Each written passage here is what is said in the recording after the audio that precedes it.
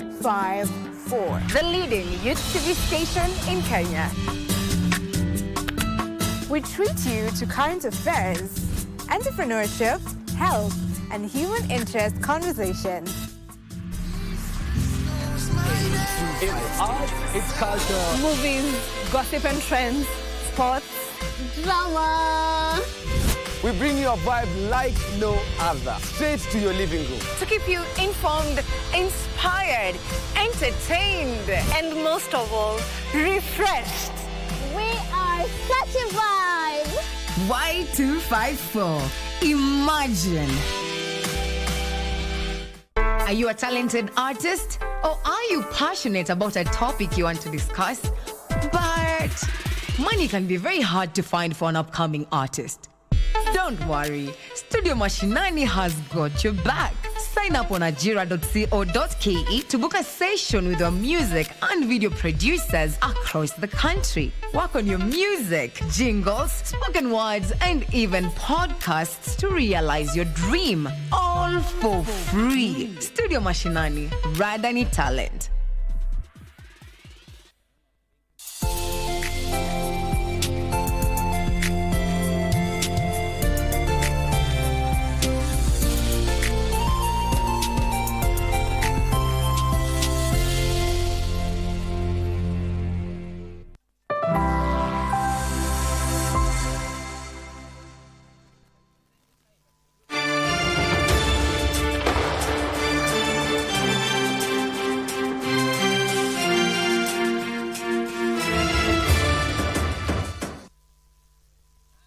A very good morning to you. My name is Daniel Wahome and welcome to Sports Check on this Monday morning. It is the 9th day of September 2024. It is the day when the country starts 3 days of mourning following the death of the pupils of Hillside and Academy in Endarasha in Nyeri County. 3 days that were declared by President William Ruto, and this is what's going to happen is that the country, flags will fly at half-mast at all government offices and every other place that is expected to fly a flag, be it military bases, be it also the naval bases and government offices and diplomatic missions of Kenya all around the country. So that's part of it.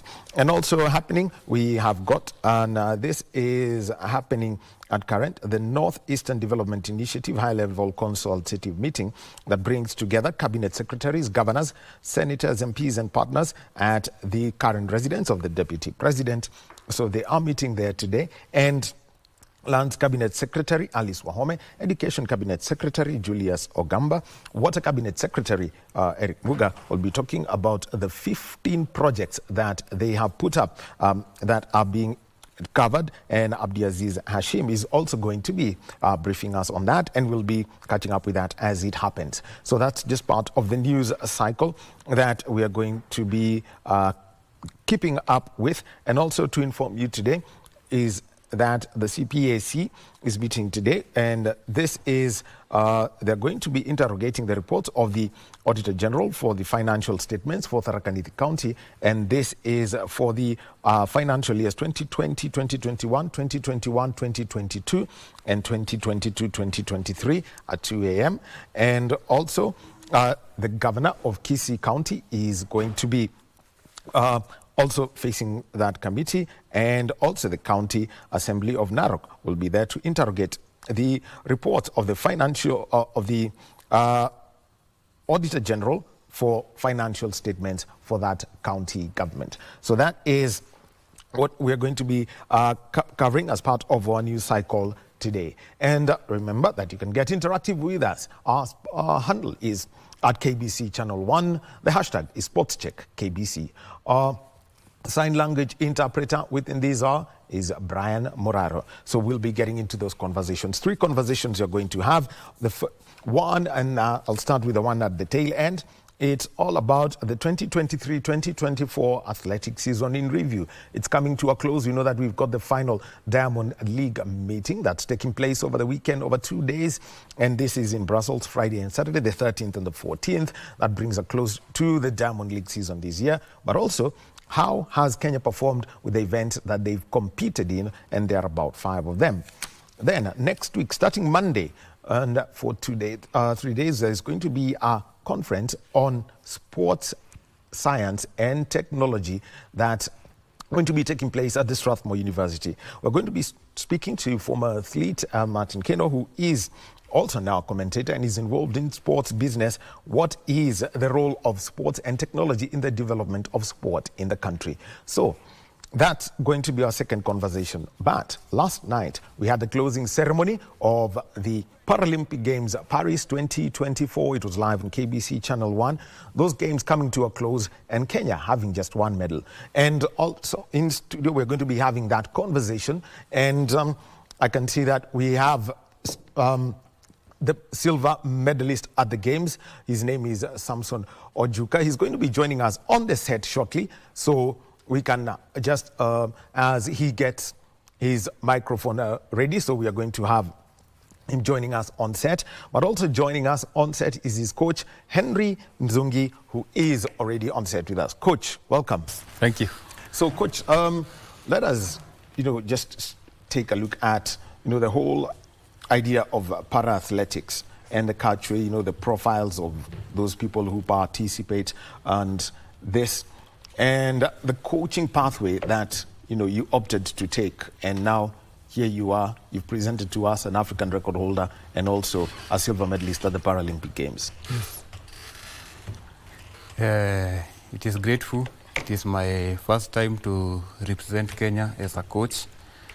And I'm also happy for Samson because I can see what we worked on, we have finally delivered. Thank you. Okay, so just give us, your background in para-athletics and also getting to a point where, for you, a para-athlete yourself, that is something that, very many people would not know, but getting into this and, from a competitor and now as a coach. Yeah, as you have said, I used to be an athlete. I represented Kenya for the last 12 years in Grand Prix, Africa Games, World Championships, and 2 Paralympic Games. That is in London, 2012, and in Rio, Brazil, 2016. And eventually I decided to do coaching, and I transitioned. I went to Mozambique for my course, and that's why I decided to take part in coaching. What it is that you have been a sprint. Sprint is your forte. Yeah. And this is in the T13, and also at times you've been the T12 or the T11. Yes. Let's give us, the categorization about that, because we know the T11, 12, 13 is mainly about the visually impaired athletes. Yeah, yeah. T11 athletes are totally blind athletes, and T12 are athletes who have a little bit of sight. T13 can see further. It is almost a mainstream athlete who doesn't have a visually impaired challenge. Yeah. So, sprints and the opportunities that come with it and also the challenges. Just take us through that. There is a big challenge when it comes to facilities because, as we can see, the developing countries usually struggle when it comes to equipments because they come with cost and they are very expensive. But step by step, we would like to urge the government, the corporates to invest in sprints, and we can do it. We have witnessed athletes doing it recently, and we hope that we can do it better. All right. Well, and also joining us in studio is the only medalist from the Paris Paralympic Games, and his name is Samson Ojuka Opio. On his BB, he had the name of, Opio, and that's because that is what they would indicate as a surname on your passport. Yeah, that's the surname. All right. And on the table with us, you've come with a case. So before we even get into a big conversation, just, open the contents of that case, because that is a real source of pride for the country. Okay, this is a box from Louis Vuitton. I think the people from France like to do things in a particular way. So they gave us such a big box for the medal. And in it is the silver medal, which I got from the games. Okay, Yeah. so you can be opening it and, just, giving us is that, you are an athlete who was torn between two things, becoming a sprinter and a long jump. Just give us, those two as you display that silver medal from the Paralympic Games to us. You can actually lift it up. Yeah, this is the medal. Yeah. So I'm still doing sprinting. So I decided to major on long jump because I had so much potential in the long jump as compared to the 100 meters. But it is the 100 meters which has actually propelled me to the long jump, because you need to sprint before you make the jump. So it has made me more effective in doing the jumps. Aha. Now, just, doing the, we've seen, for example, one of the best, a legendary sprinter in the name of Carl Lewis. He was also, at one point, considered the best long jumper of his generation, and also doing the sprints. What was the challenge, doing about the 100 meters? And, just to mention, we saw Karsten Wahome against, there was a story of Karsten Wahome and Armand Duplantis, competing in 100 meters, and Duplantis won. So why? What was the challenge about the 100? Okay, I cannot say that it is challenging as such. In fact, I will be going to the 100 come the Commonwealth Games in 2026. I'll be going back to the 100 meters because they are similar events. They go hand in hand. So I'm at this particular time, I think I'll just major on those two events and see which one makes me happier. Okay. Well, let's just talk about, your journey from, we'd have to go 2 years back, for you progressing and eventually qualifying for Paris. Just take us back to 2 years and see how, what you saw and the things that you had to work with Coach Henry here. The journey has been really hard. Thinking about the tough moments that I've gone through leading up to this silver medal, it makes you want to shed tears. But it's been a very long journey. We've been going through qualifications, and I want to thank the government for its support, and Kenya National Paralympic Committee for the support that they have given us. Okay, so there you have Samson Ujuka. He is a silver medalist, and this is at the Paris Paralympic Games, the only medal that Kenya won. And also happening right now, we have, and this is in Karen, at the official residence of the Deputy President. We've got the Northeastern Development Initiative High-Level Consultative Forum, and we've got the Cabinet Secretary for Lands, Alice Wahome, speaking. Let's listen to that. Was doubled for the second phase to the tune of 191.5 million, jointly by IDA, and then at a cost of 142 million, and then AFD at US $49 million. KISIP 2 is currently being implemented in 37 counties. And I won't go through all of them. That is the ASALs and others, because we have gone beyond, like places like Embu, Kisii, which are beyond ASAL. So a total of 37 counties. My teams will give the entire list. The Kenya Urban Support Program was implemented from 2018 to December 2023. The first phase was implemented in 45 counties, leaving Mombasa and Nairobi counties, and then benefiting 59 municipalities.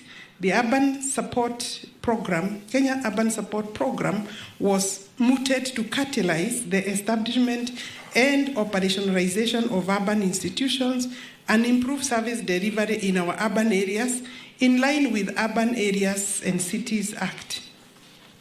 As a result, Your Excellency, of its success and drastic growth of our urban areas, KUSIP 2 will be implemented across 79 municipalities, 20 more than the initial ones, 59, and that therefore includes, within the 79 includes Dadaab and Kakuma, with a big population, Your Excellency, being covered at those refugee camps.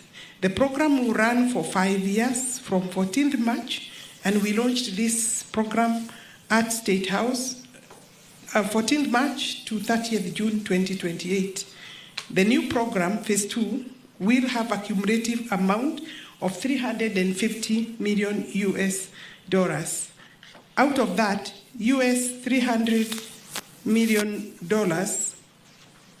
being the loan, while $50 million US dollars is a grant. KUSIP 2 will use 2 financing instruments, that is Program for Results, for financing of county-level investments, and indeed, the counties are critical and they are the ones doing the procurement and implementation. And then the other instrument is IPF for national-level activities related to the program in terms of management, Your Excellency. The P4R, that is Program for Results, P4R will account for 90% of the total amount, meaning the only amount for management of this program is 10%, amounting to $25 million US dollars. During the design of KUSIP 2, it was realized that refugee camps were home for huge populations. We have captured from our data, national data, about 378,723 refugees and asylum seekers living in Dadaab, and then another 274,920 reside in Kakuma refugee camps. And therefore, you can understand the attention that we are now having for the two to be part of our program. The interventions with respect to KISIP program in Nyeri counties are as follows. KISIP 1, under land tenure regularization component, land planning and titling was undertaken in Garissa County under KISIP 1. A total of 7,580 leases, or titles in another word, were prepared and attestation has been undertaken. I'm happy, Your Excellency, to report that issuance of the leases is in His Excellency, the President's diary for this month of September. KISIP 2, planning and survey is currently underway and in various stages of, that is in Tana River, Marsabit, Turkana, West Pokot, Wajir, and the details of how many settlement schemes are in my presentation. There are quite a number. Under the infrastructure upgrading component, the program will include upgrading of roads, drainage, lighting in Wajir County, Lamu settlement, Lamu, where we have 6 settlement schemes. The 2 counties have already procured contractors to implement the works, and to note, the Governor, Lamu County, has already commissioned the works, and we are working very well with most of the governors in these counties, Your Excellency. And I think the relationship should be encouraged and strengthened as part of our maybe results expected from this meeting. All the Nyeri counties will benefit from the slum upgrading, all the 10 counties. In addition, as earlier mentioned, the project is assisting a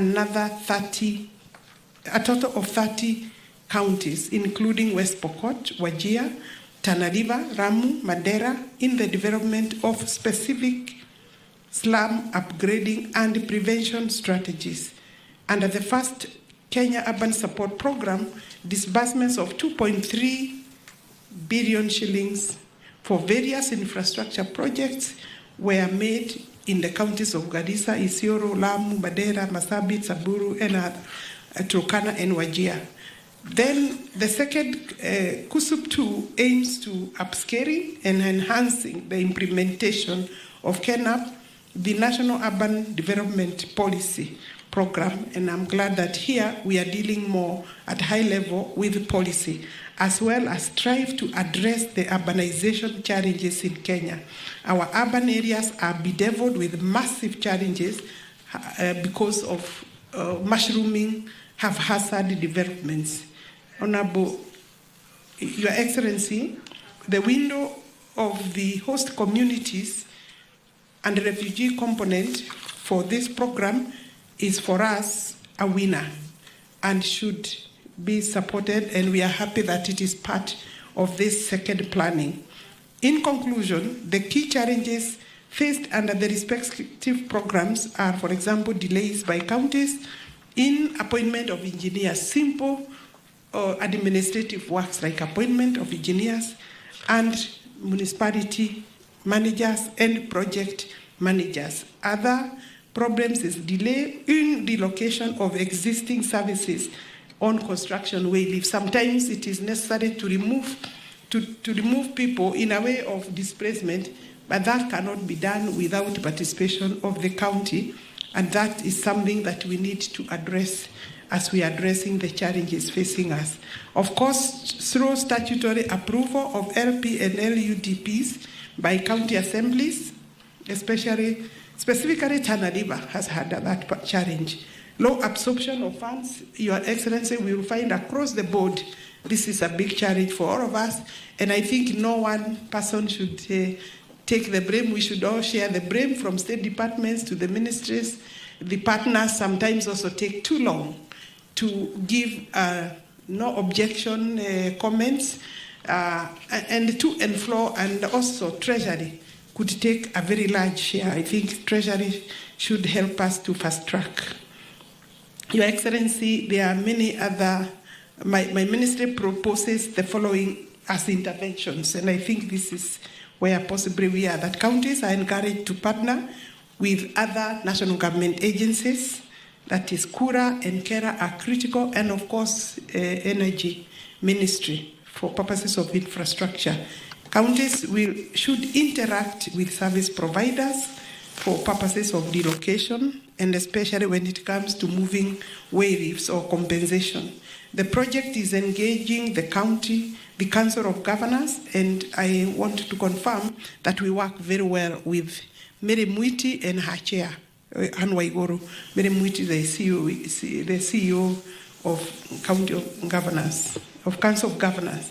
Your Excellency, finally, there is a big challenge because of the county government's additional funding law that has to be dealt with. The disbursements of funds to the counties get stuck before this is completed as an exercise. And I think that is something as a government we need to agree on how to deal with, because it's becoming one of the biggest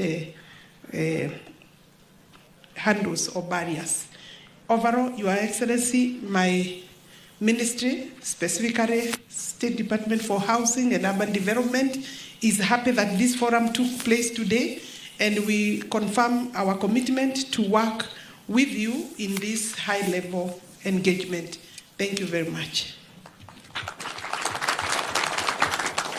Thank you very much, CS. I trust you.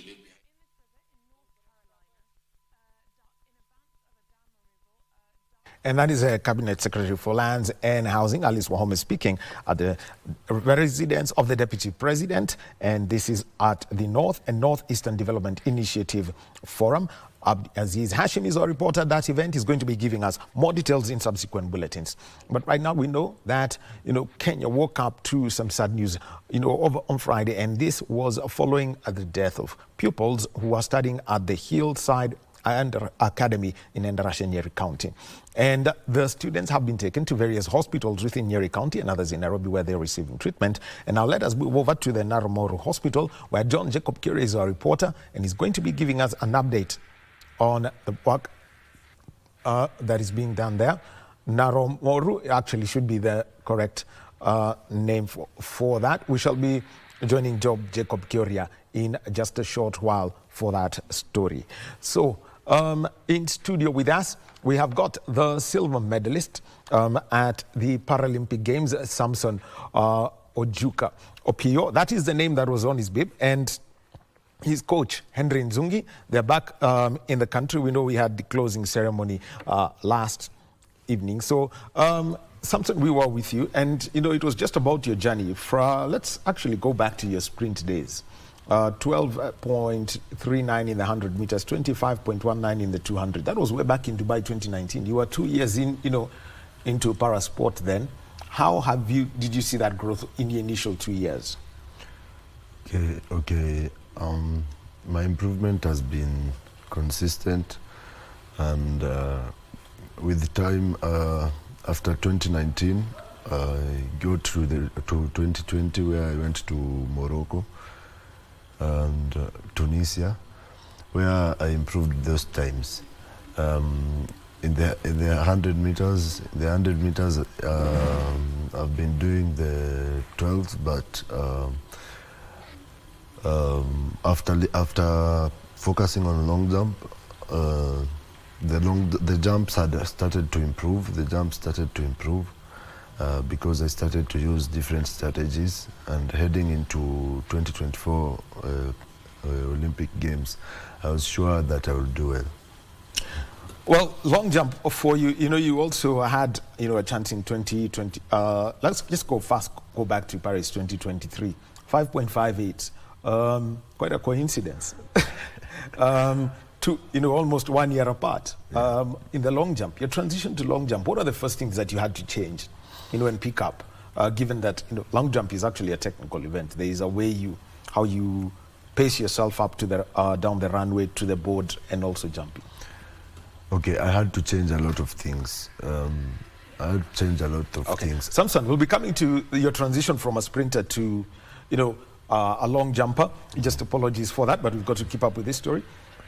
Okay. Remember that John Jacob Kioria is at the Naromoro Hospital in Nyeri County, and this is one of the places where students of Hillside Academy in Endarasha are receiving treatment. Over to you, John Jacob Kioria.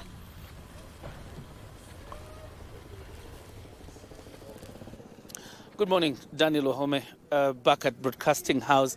This is the fourth day of uncertainty for parents who lost their children at the Hillside Endarasha Academy in Kieni West. Right now we are live from the Narumoro Level 4 Hospital. What you can see behind me is the Level 4 Hospital mortuary. And this is where DNA test and postmortem is expected to happen. There's quite a number of parents really who have arrived from this morning, who came here really for the DNA picking, as well as the postmortem that will be conducted by Johansen Oduor, the government pathologist. The fourth day of uncertainty is probably expected to end today. That is if the DNA is able to confirm the identity of his children and match them with their parents or their kin. And that is the exercise that is going to happen here this morning.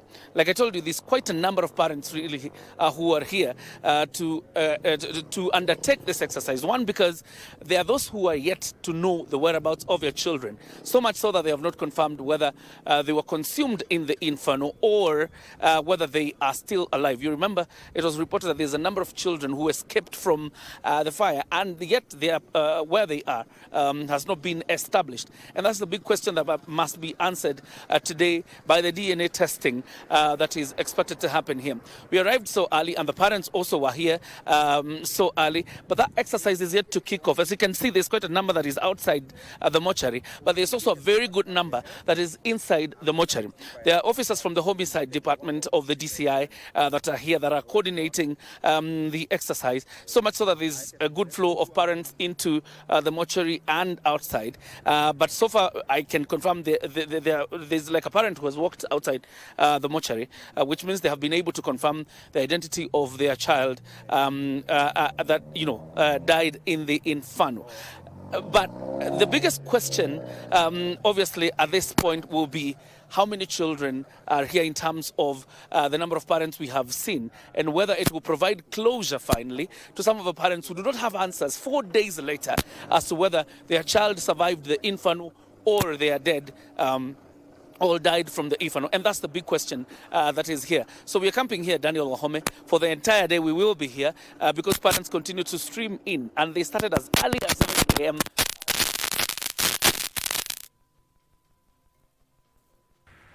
And that is John Jacob Curia, who's at the Narrowmore Level 4 Hospital in Kieni East sub-county of Nyeri County. And that is where the DNA tests are being done. On the board is DNA sample collection from parents and relatives of the pupils who passed on in the fire tragedy at the Hillside Academy in Endarasha.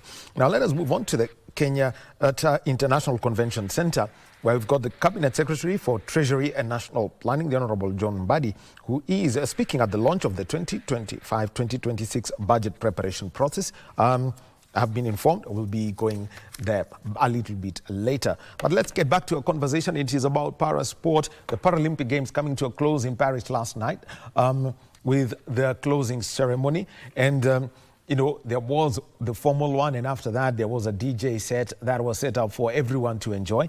And Kenya picked up one medal, a silver medal in the T37 long jump, an African record of 6.2 meters by Samson Ojuka Opio. And he is in studio with us, and his coach, Henry Nzungi, who is here with us. And, you know, Samson, you were talking to us about, you know, the transition from sprint to the technical event that is the long jump. Just give us, you know, that whole idea, you know, of changing events and the changes that you had to make, such that, you know, you start off with 5.58 meters, quite a coincidence happened in Paris twice for you, and also in Kobe, Japan, you know, moving up to 5.73. Okay, as I said, I had to change a lot of things. At first, I used to weigh about 92 kilograms. I had to cut my weight from 92 to about 77. So 15 kgs. 15 kgs. So what was the bulk that you had? Was it solid mass, or was it just, you know, you were just a lot of person? I had a lot of muscle, and I was very big, and I used to go to the gym a lot. So I had such a big frame, and which would not have been very ideal for long jump. So I had to develop very lean muscles and reduce the amount of fat maybe in my body, so that I could be able to make the jumps. That is one of the adjustments I had to make. So I want to thank also coaching and performance science and nutrition who actually aided my journey towards the long jump. Yeah.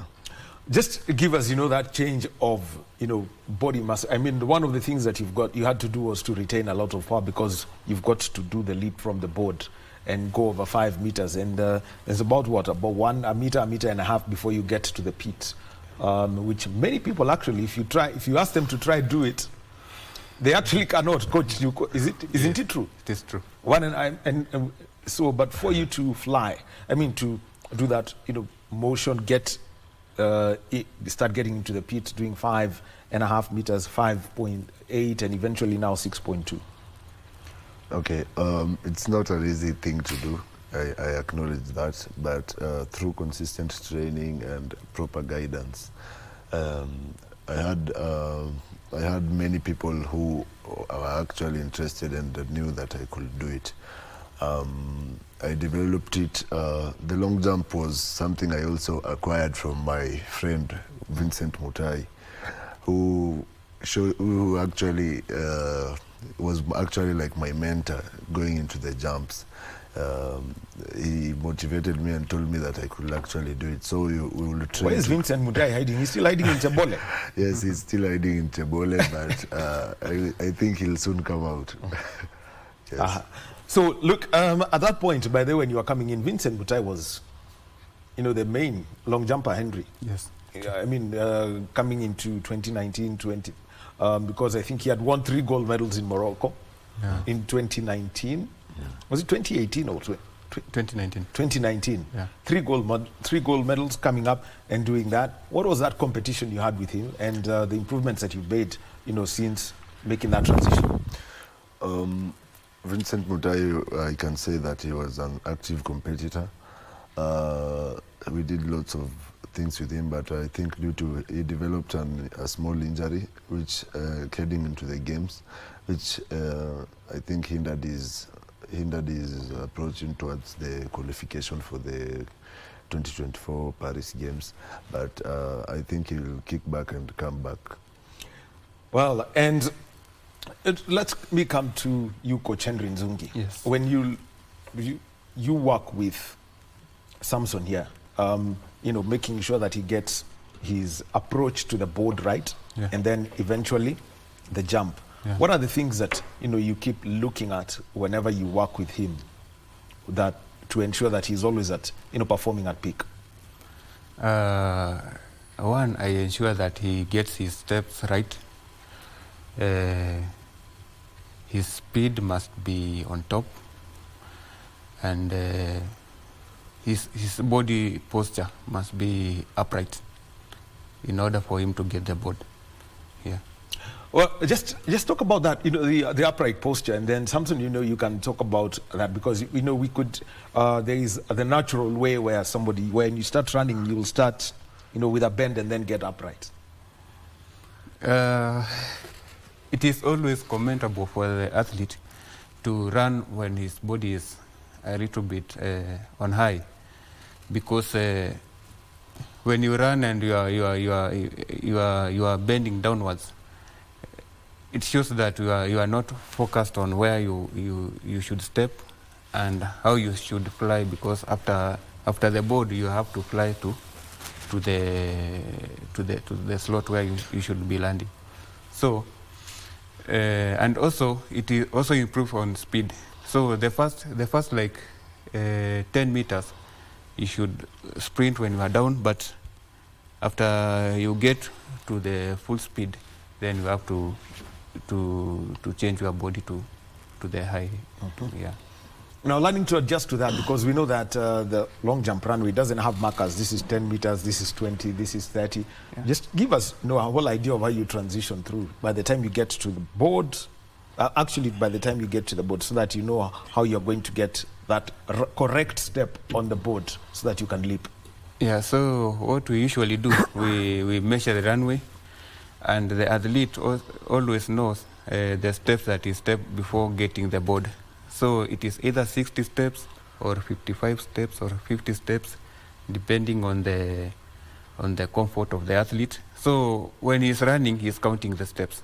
So he usually knows when to run when you are down, and when to run when you are upright. Yeah. So Juka, now take us through that, basically the length of the runway that you prefer running on, because there are those who prefer to start from just where the line starts, and there are those who can take a few steps and then accelerate towards the board. Yeah, my approach is actually I take a few steps, then I start running from the 31 meters mark. And the speed that I'm using has to be the same, has to be like around 3.9 seconds. If I fail to get 3.9 seconds exactly, I miss the board. So that's the approach. So heading into these games, I had not my runway on hitting the board, I used to change all the time. It was not consistent, even 3 days into the event, and it was so frustrating because each time you increase your speed or get some adrenaline, you miss the board. So it's a very technical event, and I think just 3 days into the games is when now I was maybe getting a somewhat of perfect runway. And it was still a coordination of my coach, who had friends, a coach from Egypt. I think you could see him from the touch lines. Mm-hmm. And it was such a coordinated effort. Actually, it's very interesting. I mean, your time at Compiègne and then moving on to the village. Yes. So you were still training there. Yes. What was the main work at Compiègne, coach? It was runway. because he was always missing the board. So we had to work on the runway. I think like 80% of our time we used to work on runway, because in other aspects he was good. In speed, in technique, in strength he was perfect, but the runway was a little bit challenging. So we had to measure on the runway. Now, getting to the games proper, there you are. 5.58 is, you're saying 3 days into the games. So the game starts around the 28th. You're going to be competing the next week on Wednesday. Yeah. What was that kind of pressure on you just to get that motion right? I was under a lot of pressure. Many people don't know this, but I actually injured my leg before 3 days into the games, and we had to work extra hard. I used to place my leg on ice 5 times, six times a day, because I had swollen muscles on my ankle because of the training. I used to do intensive training, which led to maybe a slight injury, but heading into the games, 3 days there I was with my swollen leg, but my physiotherapist worked around the clock to at least help me to recover and get into shape. Yeah. So let's get into this now, the event day proper. Here you are. You have to go through 6 attempts. Eventually, you won 6.2 meters. You were tied with, an athlete from Argentina, but it was on count back that you did win. Just take us through your jumps and, what. Before actually we get to that, there is something that people need to understand, Coach and Samson, so you can actually contribute to this. Once you get to the board where you've got to jump, there are two, and so here you are. You stepped, and you've got to jump this. There are those who jump, and tend to bend their legs and land on both feet, and there are those who look like they're cycling in the air. What are the differences between those two motions, and depending on an athlete? Yeah, it depends with the athlete, and especially we para athletes. We are our nature is different. So it also depends on the disability nature of the athlete. So there are some who are comfortable when they stretch the legs, and there are some who are comfortable when they do like cycling in the air. Mm-hmm.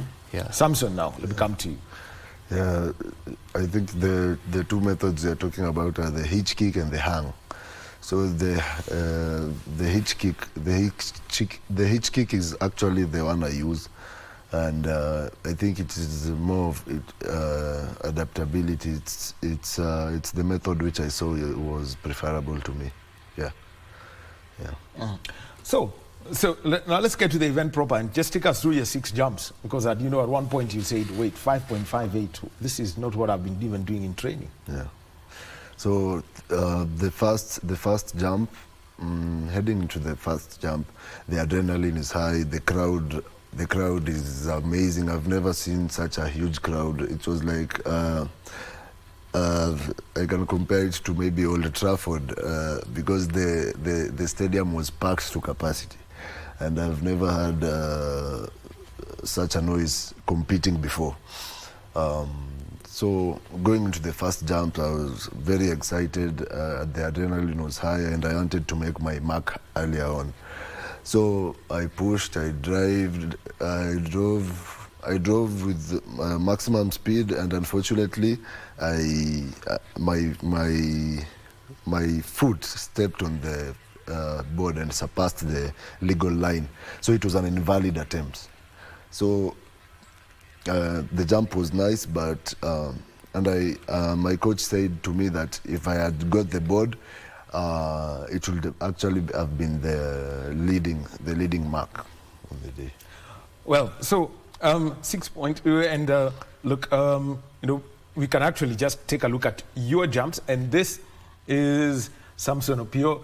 This, you can just tell us about this initial jump, just under 6 meters, just about 5.9. Yeah. So now, after missing the mark, I got an invalid attempt. I had to go to my next jump. My next jump, I was now more reserved. In that I wanted to make the mark early on. After the first 3 rounds, they knock out the rest, and only 8 remain. So I wanted to just make a mark. So I wanted to be careful on the board. So I reserved myself and got to around 5.8. Yeah. Well, so there you can see the 3 medalists. Brazil, Argentina, that's a Kenya. And you started off with your cap on, then you dropped it. Yes. Swagi ilienda wapi? Frustration. I think at that point I was ranked number 6, 7, and also in the leadership or in the start list. In the start list, I was also second last. I was at the underdog actually, because I was me and I think another athlete from somewhere, don't remember, maybe Iran. We were the only one with 5s, never recorded personal best of 6. So heading into the competition, I was an underdog. So into the second, third jumps, I think I jumped 1 rank, number 6. And due to frustration, I think I now removed the hat and I think I was willing to die because I had strapped my left foot. Which had an injury. That was right at the ankle, because you can see that. Right at the ankle, and I could now not feel the pain anymore because I was not thinking about that. So after the jumps, moved into 6th place, then talked to my coach again. And he told me that I've been doing this and I've been doing this in training. So why can't I do this at the right time? Because I've been jumping 6 all the time during training. So I just had to put my mind right and do the next jump. All right, Coach. You have to keep, you do a lot of reviews, and we can see you there. Yeah. That celebration, so huge. Yes. That moment for you, you get to hear that Brazilian athlete won the gold, won a bronze for Argentina and a silver for Kenya.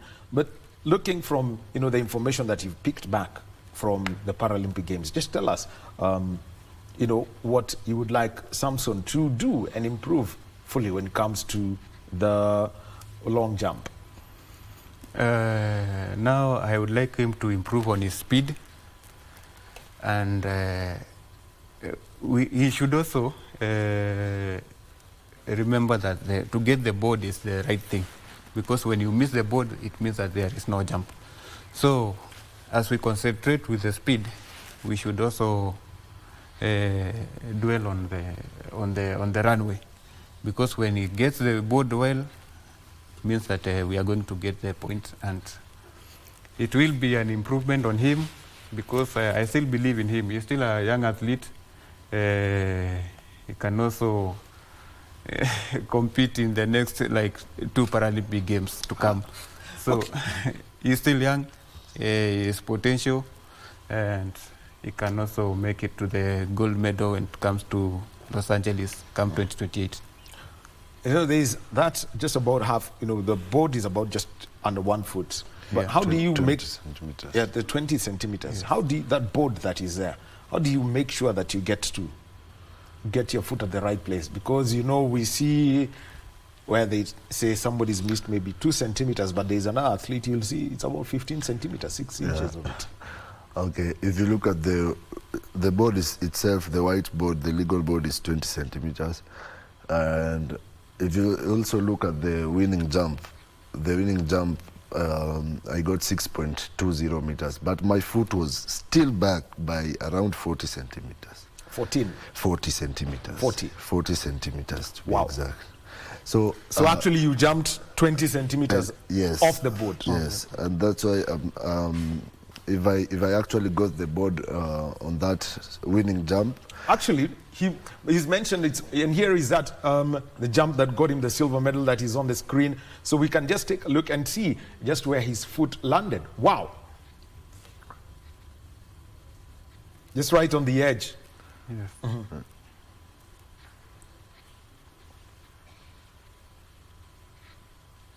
I think it's fast, but if you look at the slow-mo replay, my foot was really back, and if I had actually nailed the board, I would have actually won the gold medal. So I'm hopeful. This is my first Olympic Games, and getting a silver has been great. So I think the next thing I'm targeting maybe will be the world record, which is at 6.7 on my next Olympic Games or my next attempt. Oh. Progression now, he's for him 6.2 now. A marker has been set. Yes. So which means now he has to be consistently a 6-meter jumper. Yeah. That's the implication that that's the standard that you've set for yourself, Samson. Yeah. So how do you keep him in that shape, such that we know that for the next 1 year and going into 2026, when the next Commonwealth Games are scheduled to take place, he can do 6.2. I mean, he can consistently do 6.2 and probably be doing 6.3, 6.4 meters. It's just to ensure that he maintains his body weight or even cut it more. We work on his runway. We work on his speed. We should also work on his shooting and landing at the same time. And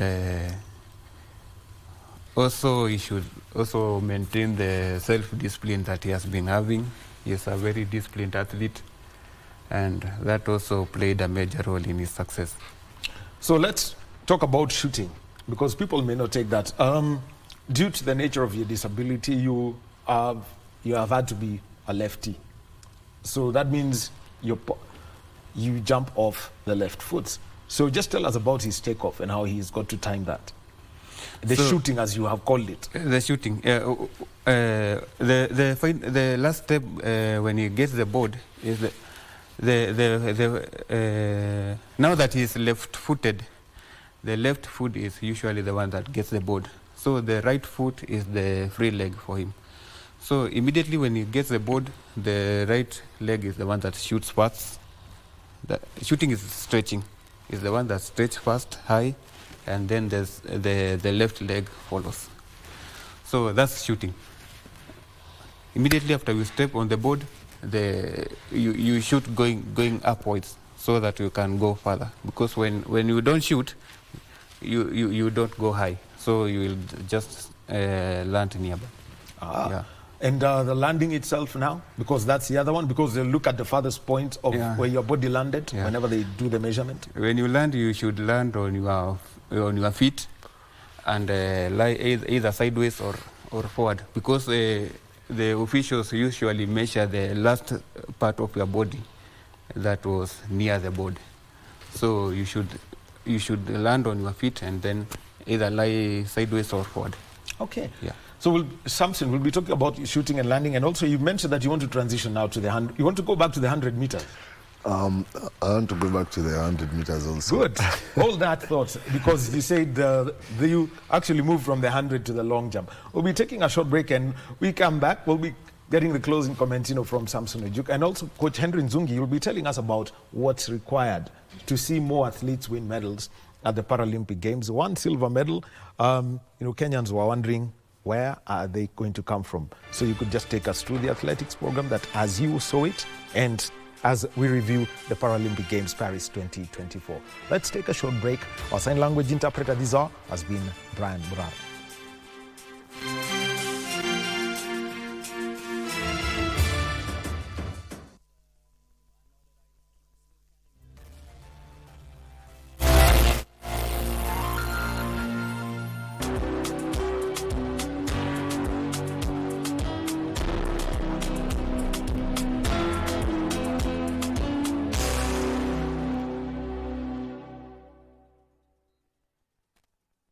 Never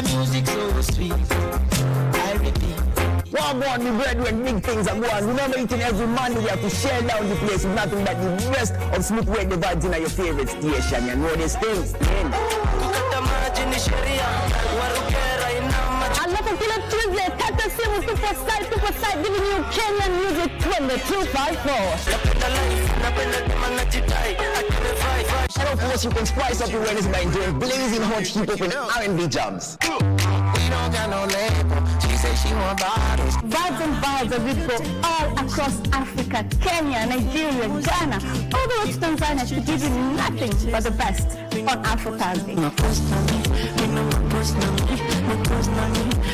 Make sure you make a date with us each and every single Friday with me, DJ_Lizzie Diva, DJ Colder, and me, one Chico. Benefits Club, one extra.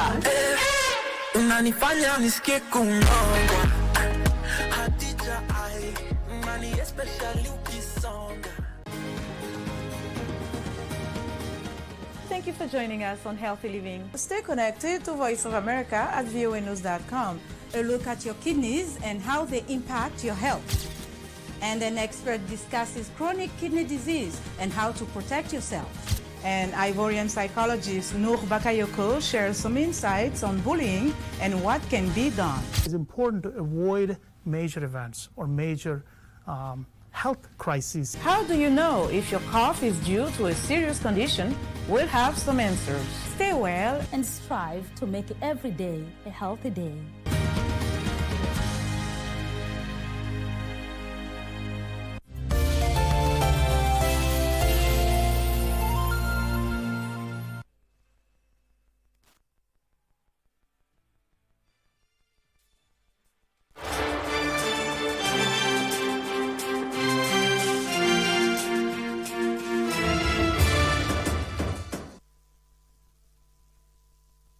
Back to Sports Check on this Monday morning, the 9th day of September 2024. We'll be getting back to a conversation about Paralympics. As you know, we prepare to move over to the Deputy President's residence in Karen at the North and Northeastern Development Initiative Forum that's taking place at the Deputy President's residence. And we've been having a conversation about para-athletics, the Paralympic Games coming to a close last night. And in studio with us, we've got the silver medalist, the one medal that Kenya won at the Paralympic Games Paris 2024. And Samson Ojuka, you can just show us the medal again, you know. Well packaged, no damage to it. And he won that silver medal in the T37 long jump. So, and you know, for him, he says he would like to go back to where it all started, the 100 meters. Samson, you know, that whole thought of transitioning back to the 100 meters, you know, from the 100 to the long jump, now back to the 100, looking at LA 2028. Yeah, I know, you know, training is very expensive. And to do the 100 meters, you have to do the diets, to do the many physiotherapy sessions, and you can tell from the top-notch athletes like Omanyala, who can tell you very well that training is very expensive. It is not easy. And being disabled, it makes it even harder. So. It's not an easy thing to do. So I want to, because of now, I want to, if I get support from various stakeholders and various people, I can be able to do the 100 meters and the long jump comfortably. Yes, which will be a very good thing for me. Yeah. What's your time at the 100 meters if you were to do it right now? You know, having, you know... Right now, I'll maybe do an 11.9. Yes. And this is after even, you know, dropping about 15 kgs. Yes. So your 92 was actually an impediment even for your sprint? Yeah, it was an impediment for my sprints, but I had to change that. All right. So, Coach, you know, just take us through, you know, a long jumper, 100-meter runner. Basically, these are sprinters. To use the common language, same was up. Yeah. What is it that you have to take him through every day? Which I would call the house of pain that you have to take Samson through every day whenever he's training. First is to ensure that he is psychologically prepared, and also I should also make sure that I know the recent event that is approaching. So now that he is done with the long jump at the Paralympic Games, after 1 month now we are going to focus on 100 meters because that is what he is going to do at the Commonwealth Games come 2026. So one is to prepare him psychologically. Secondly is to go back, come up with a right training program to ensure that now he focuses on very well on 100 meters event. Yeah. 100 meters training, just take us through an ordinary week. Once the season starts, yes, what would you have to go through from Monday through Friday?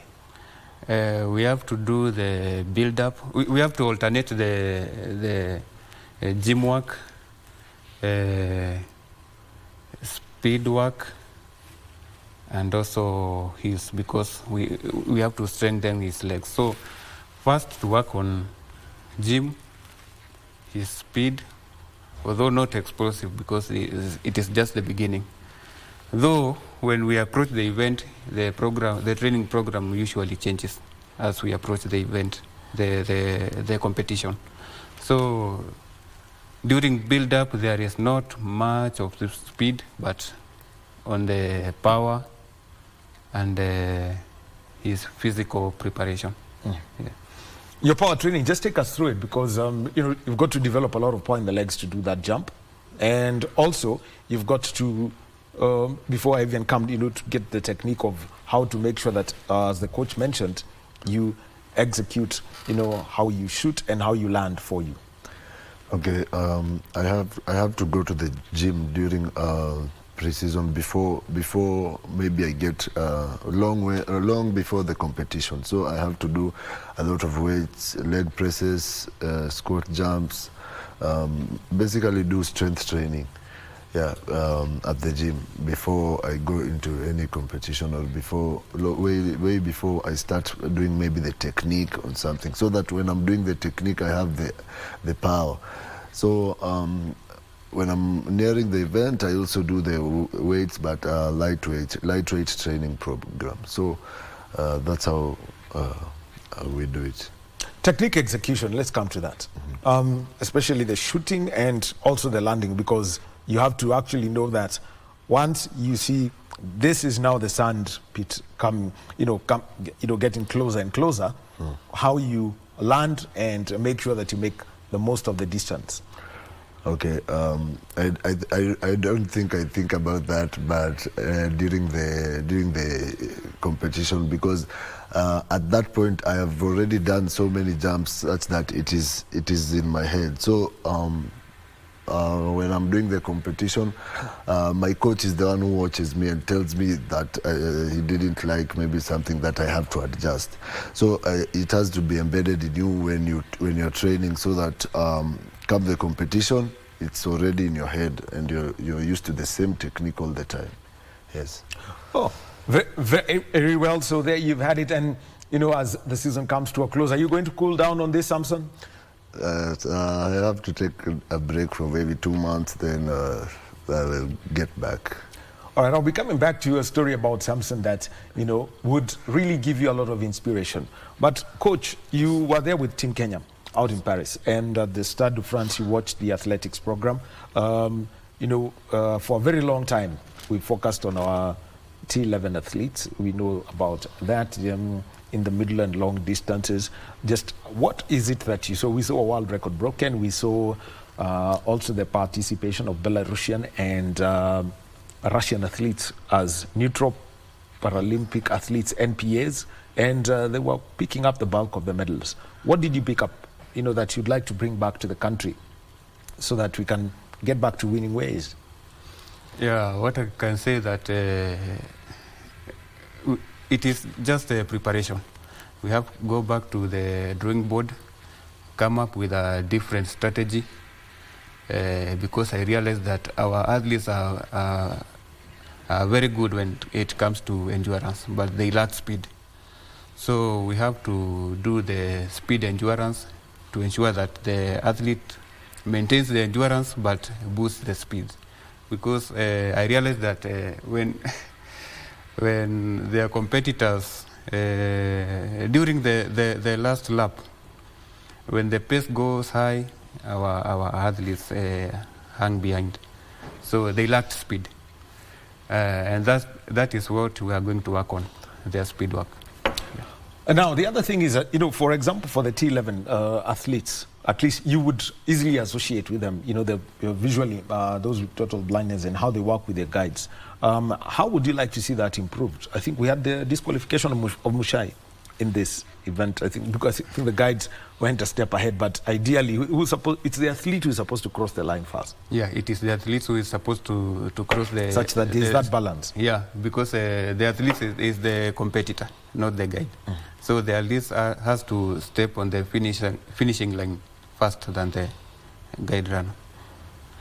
Yeah, so it is just a technique. I think the guide, I don't know whether it is the excitement, but it was unfortunately it was a disqualification. But we are going to ensure that we do the sensitization on the guide runners and ensure that that will not happen again. The other thing is encouraging para sport in the country, because this is something that I'd like each one of you to talk about this. Coach, for the visually impaired, we can talk about. I mean, if just closer to Nairobi, 2 major schools for where you can get para athletics. There is Joytown in Thika, where you can get sitting volleyballers, people in para athletics in the other categories, in the T30s, in the T40 series. And also you've got Thika School for the Blind, where you can get the T11 athletes, T11, T12, T13 athletes. What's being done to make sure that we get to them early? In the next few weeks, we have a program. We are going to recruit young, talented athletes who are hungry for wins and success, and we nurture them. Because if you realize, come next year, March and April, we are going to have the first qualifiers for Paralympic Games. So we don't have time to relax. We are going to hit the ground running immediately, recruit the athletes and nurture them. Yeah. Now the IPC Academy, they've got the World Para Athletics coaching pathway. You already have got the coach. You've got you're a coach already. You've got the experience from this. What are you doing to make sure that the teachers in, say, Thika School for the Blind, for example, or any other school that takes care of visually impaired young people, have got the right coaching staff, and you're able to pick the right guides for an athlete? Because, for example, which was one of the longest running was Henry Wanyoike and Kibunja, because Kibunja would have been a world-class marathoner anywhere in the world, but he gave up all of his ambitions to serve, to serve Henry Wanyoike. Yes. We are going to have a workshop with the teachers, because with the CBC, sports is accommodated there. So we are going to have a workshop with the teachers down there in the schools, sensitize them on what they should be doing with the athletes, with the young athletes, and ensure that they channel them up to us when they immediately either close the school or they finish their education. Yeah. What's the reception? What's the feedback that you're getting from those in the such schools? Because that's close up for you, the T11, T12, T13. Yeah, they are telling us that there are young athletes there who are doing very well, and we should go and tap that talent. Yeah, and that is what we are going to do immediately. For you, Samson, the impact, in Kenya we say it all starts in the roots and where you are. What's been the impact? What's the feedback you get whenever people see you with the silver medal that you won in Paris? Yeah, I want to be a source of motivation to many young people. Disability can happen to anyone, and you can see an example from the government demonstrations that were there, the police officer who lost his hand. through therapy and guidance, because I'm sure in the demonstrations he was running all the time. So physically maybe he's fit, and now that maybe someone has lost his hands or something, does not mean that you cannot. He can actually come into parasports and actually do something constructive with an outcome that has occurred. But some people like me who are born with the disability maybe have gotten the adaptation and are now I can now continue. So I would like to inspire maybe many young people, many people living with disabilities that they can actually make it on the biggest stage. And it is such an awesome opportunity, and it's only that I cannot display what I saw. Maybe I can only tell them, but truly it has been an amazing Just describe it, because one of the things that, I was watching the closing ceremony and some of the things is that actually at the opening ceremony, one of the performing acts is a disabled musician. It's called Somebody Love. Yes. I don't know, the first name disappears, but he's a French musician, and even some of the break dancers we had last night were people with disability. Yeah, they have actually embraced disability in a whole new level. Like when you walk into France, the reception, the children, the environment, most of them actually want to take pictures of you, and they want you to sign autographs. From how they live, the buses have adapted to and actually taken into consideration people living with a disability. So there's actually so much we can do as a country to maybe foster and maybe create more awareness, and maybe take into consideration the people who are living with a disability in this country. Samson Ojuka, he's a silver medalist, the only medal that Kenya won at the Paralympic Games Paris 2024. Later this year, he's going to be having a second party. He's going to be earning his Bachelor of Laws degrees from Kenyatta University. Your journey as a law student, and what you would like to impact society with once you graduate with that and go to Karen for the, to the Kenya School of Law to be, for your pre-admission to the bar studies. Yeah, it has been actually very difficult to find the balance between education and sports talent. This is because during my training program I have to train maybe thrice a day, and I have to go to school. I also have to rest, so it has been a very long journey, but I'm glad that it's coming to an end. Because when I travel, maybe I travel for maybe 2 weeks, and I'm in camp for 2 weeks. That's a month lost. And when I come back, I have to really to stay in the library just to catch up. So I'm glad, and I'll be happy that I'll be graduating. So it is also nice, because I had a principal in high school in Maseno. Who used to tell us to be all-round athletes, all-round people. Whether it's in sports, education, you have to be an all-rounded person. Yeah.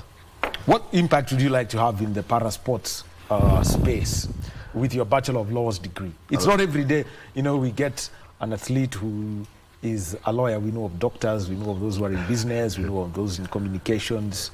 I think we have medical scientists here and there. We've got a couple of doctors, but your space, law. Yeah, there's actually sports law. I can actually go into various branches, maybe international law also. And I would like to motivate people that it does not matter where you come from, who you are, because I come from Kayole Eastlands, and I've been impactful there because many people actually see, and they are actually shocked that to see me in such spaces. And I'm also sure that, some of them have been calling me because they're seeing me here. And I'm really happy. It's such a great feeling. What about specifically, what would you like to do with your law degree for people living with disabilities and also for para sports, specifically that? Okay. For para sports, I would like to do their legal services, maybe their contracts when they go into sponsorships. I would like to draft their constitution, their constitution, and make sure that the laws that are actually put in place are not stringent to them and are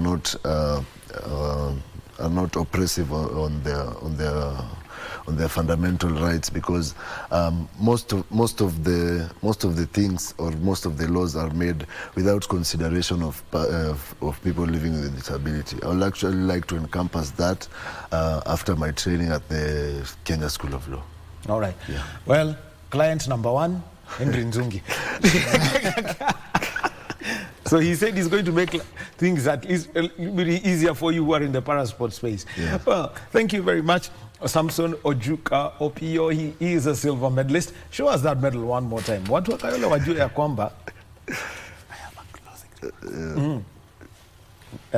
So, kwa Kayole sasa, you wanaita nini?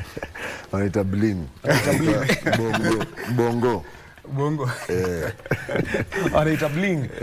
Ama bongo. Ama? Bongo. Bongo. So there you've learned it. So akona bongo ya. So silver mnaita. Bongo ya? Bongo ya silver. Akona bongo ya silver. So akona bongo ya silver. Then Kayole, Samson Ojuka Opio, silver medalist, the only medal Kenya won at the Paralympic Games Paris 2024. Thank you very much, and we want to see you impact that space. Wale wanakutumia message waambie shukran kwa kututazama. Thank you for watching. Coach, you want to give us some closing words? Yes. Once again, I would like to congratulate Samson for flying our flag high. And secondly, I would like to congratulate our government. Government is our main sponsor. And thirdly, I would like to congratulate our federation, Kenya National Paralympic Committee, for working hard. And I personally for giving me that opportunity to mentor Samson and prepare him for the biggest event in the world, Paralympic Games. Thank you so much. Thank you very much. Henry Nzungi is a para-athletics coach. Coaches Samson, and by the way, you know, for Coach Henry Nzungi, he is also a former para-athlete, T13. T13 is where you've got partial visual impairment. Yeah. So yes, his vision, he doesn't have, you know, normal vision, you know, so he's had to, he's got his experiences as a para-athlete and now still contributing to para-sport. Thank you very much, gentlemen. And for your teammates, we wish them a safe journey as they come back from Paris. Yes, we wish them a safe journey. And God mercies. Yeah. Croissant. Ulizipenda ama? Hapana, nilitamani ugali. Kenyans and ugali.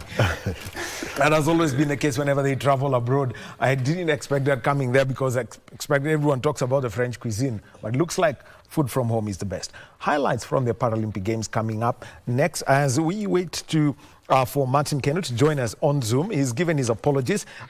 He's had some trouble with his car, but he's offered to join us via Zoom to talk about technology and science in sports development, and also a review of the 2023-2024 athletic season with Barnaba Koril. Let's join the highlights. Our sign language interpreter is Anne Wangeshi.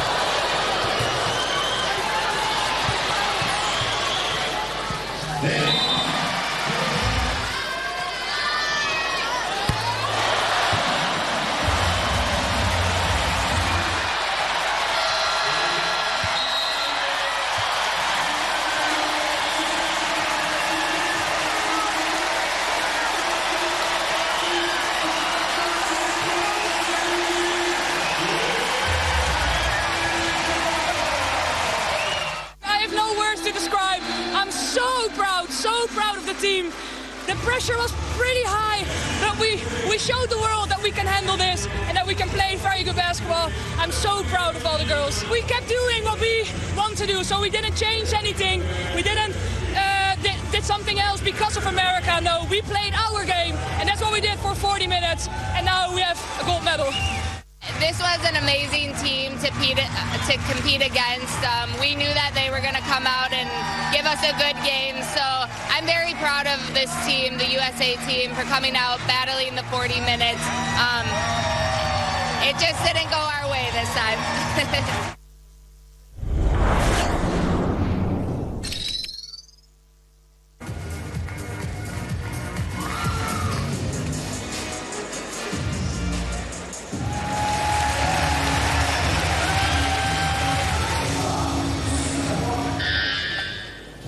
Start. Correct.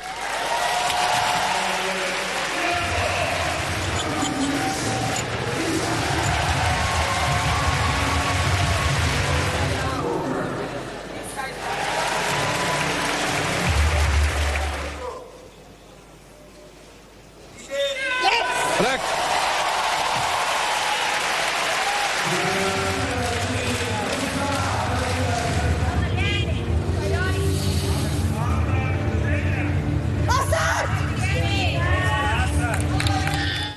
Start.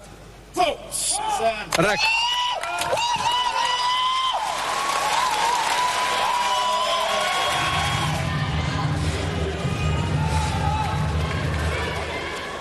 Start. Rack.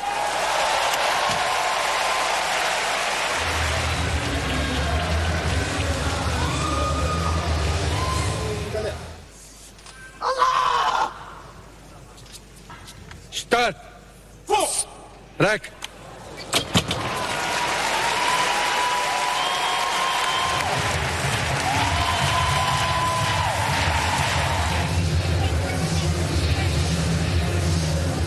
Start.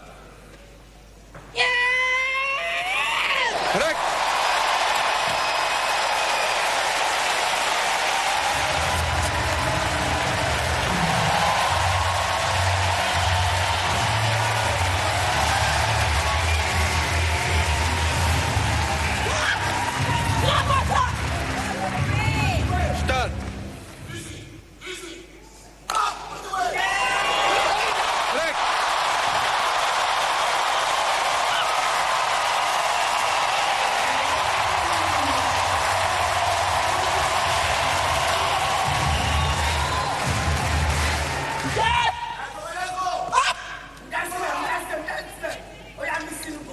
Start. Rack. Start.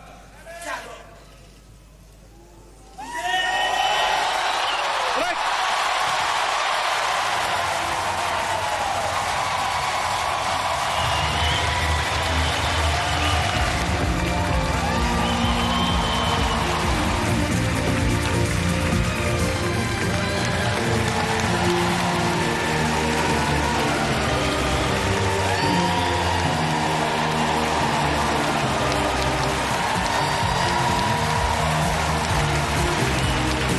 Great, I'm very, very happy. Africa are always strong, and when you are consistent in training, you train very well. Every day you go for your training, you rest, that's all. Thank you to the fans and everybody that is celebrating me today. I say a very big thank you to them.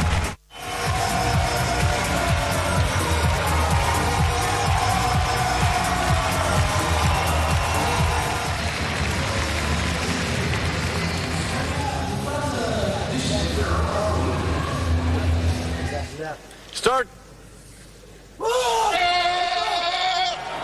Rack.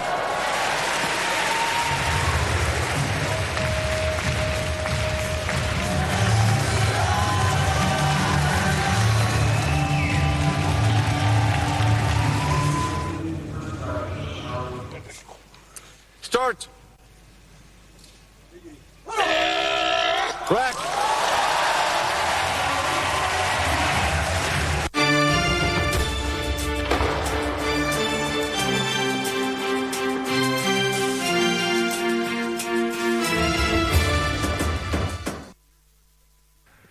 And those are some of the highlights from the Paralympic Games Paris 2023. We've seen from powerlifting. We've also seen from wheelchair basketball, some of the sports and the diversity that we saw at Paris 2024. Now, we apologize for a slight delay with a technical hitch. Our in-studio guest was supposed to be Martin Kano. He's a former athlete. He's been, a rabbit, a pace setter in 7 world records. He's now a commentator, and he's also the co-founder of Sports Technology of the firm Sports Tech Africa. And next week, they're going to be holding a conference with the Strathmore University, and it is about technology and science in sports development. And a very good morning to you, Martin. First of all, apologies, for the problem you had with your vehicle, but thank you for joining us via Zoom.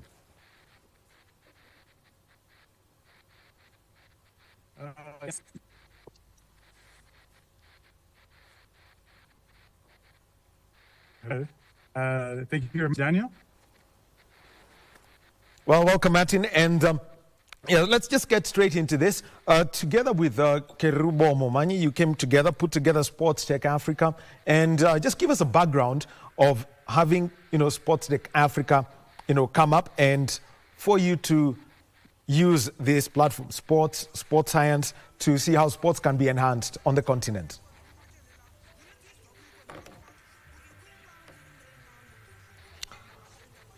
Well, we still have a slight technical issue with Martin's Zoom link. We'll be getting back to him. But just a few highlights from the Paralympics 2024.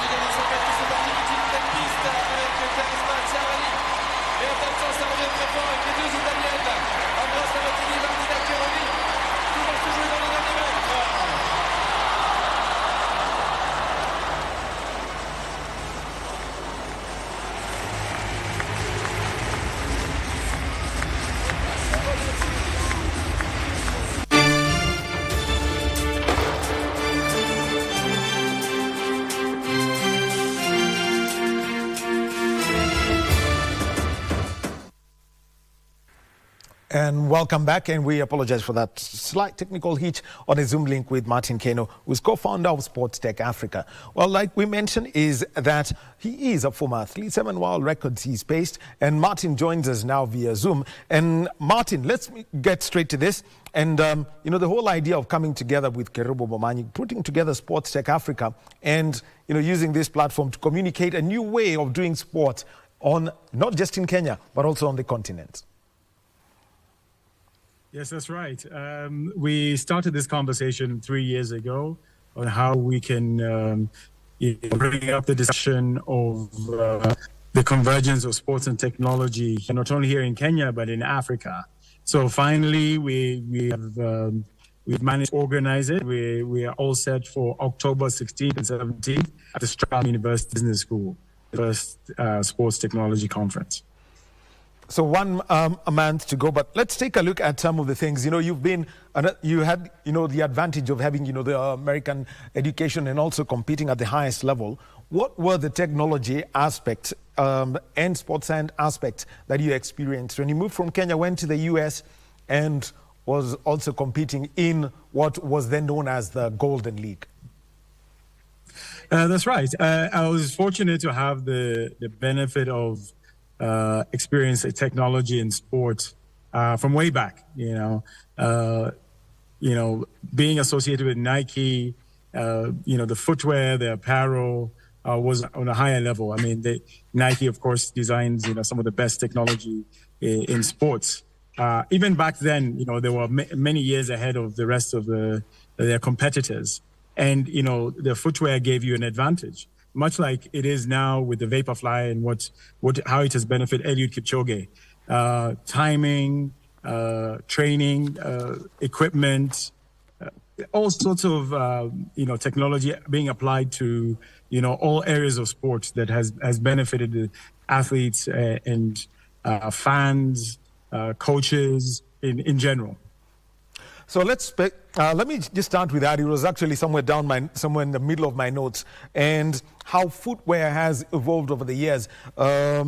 You could get access to some spikes when you were here, but when you went through your college days and also competing, in the big meetings then, how was the footwear designed, and how was the kitting designed to suit, say, a sprinter, somebody in the 100, 200, say up to 400, those in the middle distance, the 800, the 1500 meters, and those who are doing the 5,000 and the 10,000?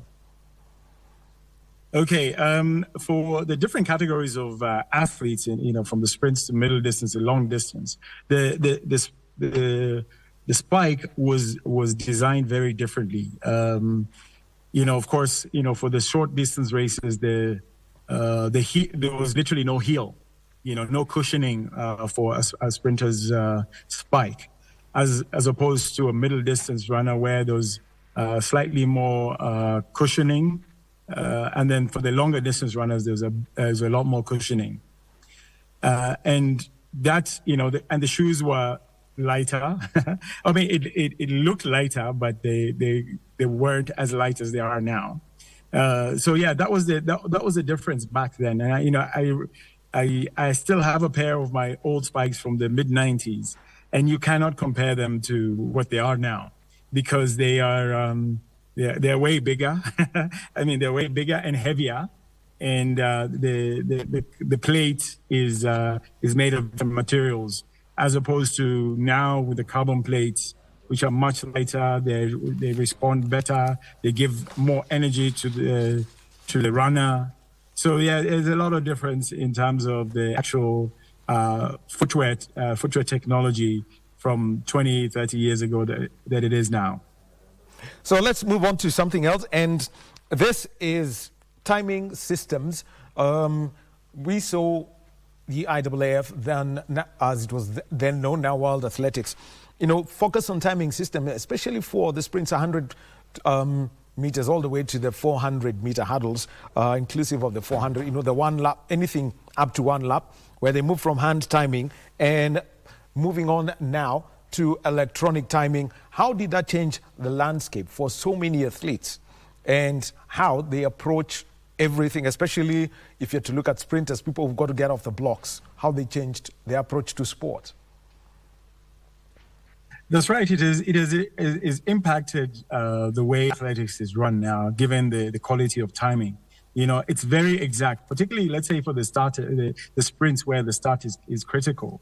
And if you're too fast off the blocks, the sensors, immediately detect that, as well as, the finish where, it comes out to 100th, thousands of a second that they can determine who has won. A good example is this year's Paris Olympic 100 meters, where it was literally determined by thousands of a second. And it goes to show the quality of timing has improved tremendously, that they're able to, decide who the winners are for some of these major events. Yeah, so the timing quality has been amazing. And then now even, it really is down to, giving you splits in each, literally, you can get splits for each, 10 meters if you want.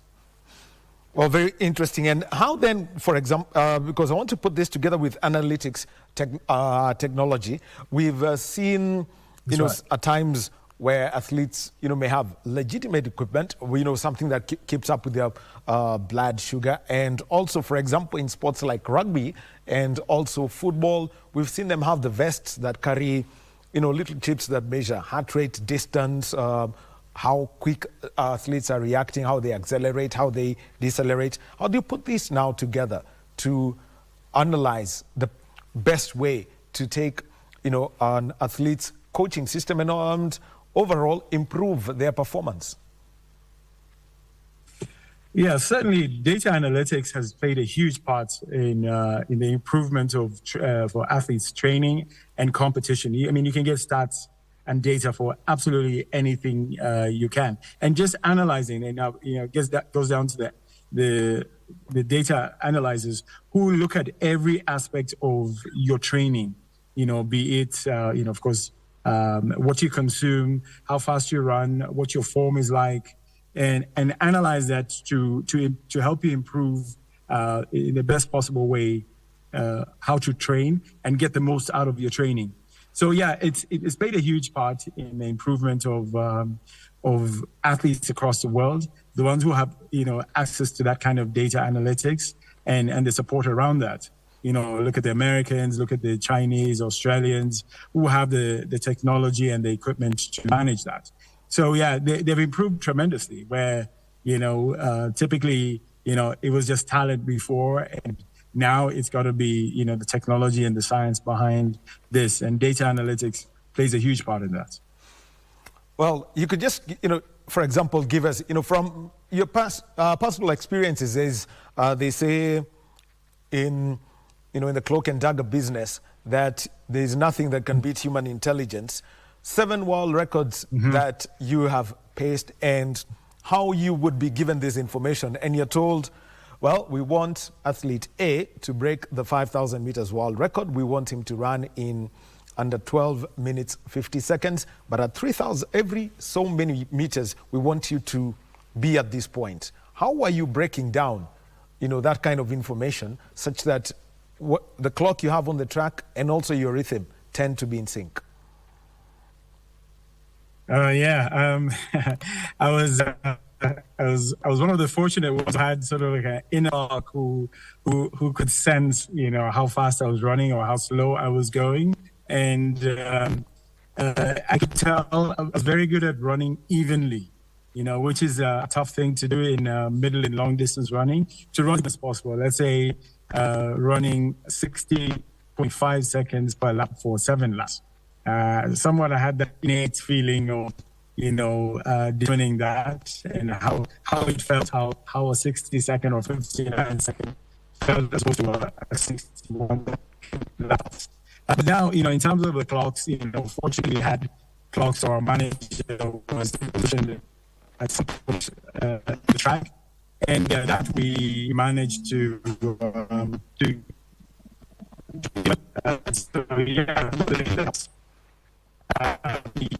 How fast I need to run. So, well, we are speaking with Martin Kano. He is a former athlete. He's now an athletics commentator, and he's co-founder of the firm Sports Tech Africa. And they are going to be hosting a conference next month at the Strathmore University, the impact of technology and science in sports development and performance. And coming to Martin, let's now talk about something that has come through. And one of the new things that's coming up is assistive technology for para sports. And with the Paralympics games having come through, this is an area of interest that many would have. Just, give us a whole idea about assistive technology for para athletes. They could be those who are hearing impaired, there could be those who are visually impaired, or those who may not, may have lost a limb or may have been, born with a condition that doesn't allow them to have full use of their limbs. Yes, assistive technology has come to the fore, particularly now with the Paralympics getting a strong foothold in their own championships, and it's so varied, and it's each event, and there's several events in the Paralympics, in several categories that require these athletes to be assisted with technology out there. The ones who have no limbs, who have, are visually impaired, it require, technology of the highest level to enable them to compete, because physically they may not have all the capabilities, but, utilizing these kinds of technologies made specially for them in order to compete at the highest level. So assistive technology is something that, is taking a huge part, and a lot of tech companies are getting into it, because the people who are embracing it are quite a number.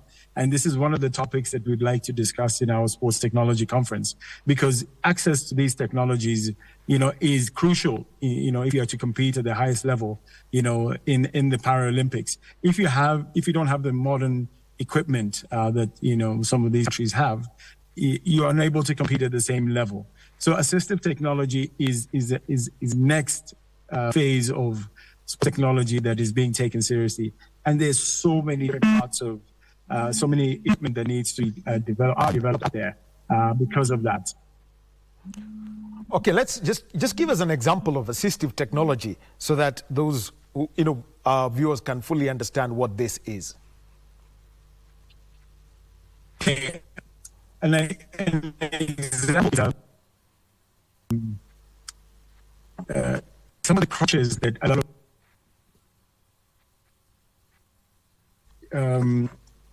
they add-ons to athletes who don't have, say, feet. There's some carbon fiber plates that they attach to their feet that enable them to run, normally. And those have been, they have been developed at a such high level that a lot of these things can regular athletes who have feet, natural legs, can run. These are curved plates that are attached to athletes who don't have, say, legs below their knees. Those plates nowadays are at a such high level that enable the athletes to walk, run, jump, in a very. All right, thank you very much.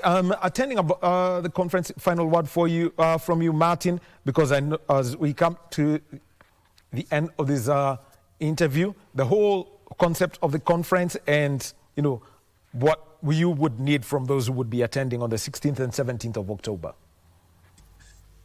Yes, we're bringing together, different, people from the sports and technology industries to come and have this conversation of where, what's available, how can we use technology in sports? Sport is a consumer of technology, being in data analytics, equipment, footwear. We're coming to have these discussions with all, athletes, sports people, and all people, even in the IT industry, in the technology industry. We are bringing them together to have, particularly here in Kenya and in Africa, to discuss ways how we can utilize, we can source some of these equipment to improve performances as Kenya and as African countries, because, that's the difference now. You know, if you don't have access to technology in your training or management or finance engagement, you're basically are not being able to be competitive in the modern world of sport. So we want to have those discussions. And, you know, we're bringing in a lot of keynote speakers from around the world. We've invited a lot of sports tech companies to come and showcase their products and services to the market here, and just see what is available and see how we can now utilize some of these technologies to improve our performances in sport. So this is the first one in Africa, and we really want to take this conversation to a higher level, because talent, innate ability isn't enough anymore. You know, we have to utilize technology and science in our preparations for our sports going forward. Thank you very much, Martin Kano, and sorry about, what happened, to on your way here. I would have had this in-depth conversation, but thank you for the time you've given to us this morning. 16th and 17th of October, the Strathmore University Business School. It's a conference on how to harness technology and science for the development of sports. Thank you very much. Right. And thank you very much of you for being with us over the past 2 hours as we had conversations about para sport and technology in sport. My name is Daniel Wahome. Our sign language interpreter has been Ann Wangeshi. Coming up next is Kurunzi Mashinani with Nancy Okware, followed by our interview program, Tam Rini. That's lined up immediately after this feature from Dosha Vela. Have a good day.